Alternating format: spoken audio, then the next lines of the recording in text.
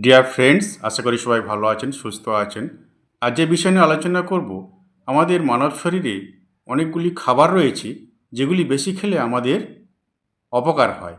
যেমন বেশি লাল মাংস খেলে সেখানে কোলেস্টেরল বাড়তে পারে, এবং বেশি চিনি যদি আমরা শরীরে গ্রহণ করি ডায়াবেটিস বেড়ে যেতে পারে, এবং বেশি যদি লবণ আমরা গ্রহণ করি সেখানে প্রেশার বাড়ার সম্ভাবনা আছে, এবং বেশি যদি ভাজা পোড়া আমরা গ্রহণ করি, সে যে কোনো টাইপের ভাজা পোড়া হোক, সেখানে আমরা আমাদের হার্টের ঝুঁকি, ওটা হৃৎপিণ্ডের বিভিন্ন রকম রোগ বেড়ে যায়।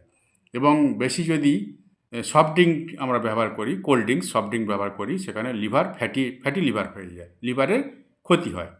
এবং বেশি যদি ফাস্ট ফুড গ্রহণ করি, ভাজা পোড়া যে প্যাকেটজাত খাবারগুলি রয়েছে বাজারে বিক্রি হয়, সেগুলি যদি গ্রহণ করি, অনেকে আমরা মোটা হয়ে যেতে পারি।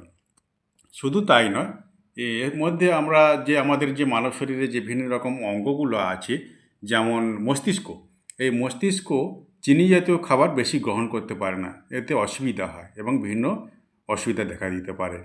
আর অ্যালকোহল, যারা মদ খায়, অ্যালকোহল জাতীয় যে জিনিসগুলি খায় লিকুইড, লিভার সেটা সহ্য করতে পারে না, পছন্দ করে না।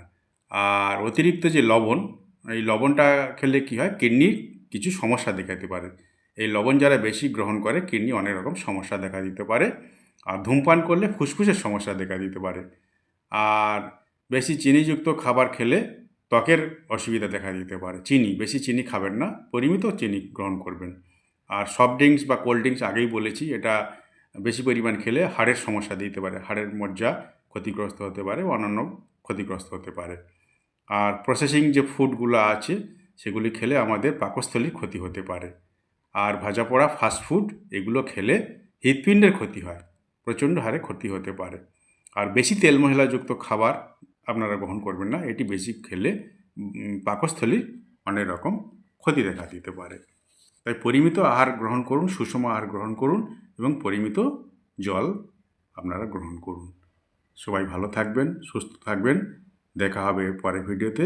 ভিডিওটি দেখার জন্য সবাইকে আন্তরিক ধন্যবাদ জানাই। সবাই ভালো থাকুন, সুস্থ থাকুন। নমস্কার।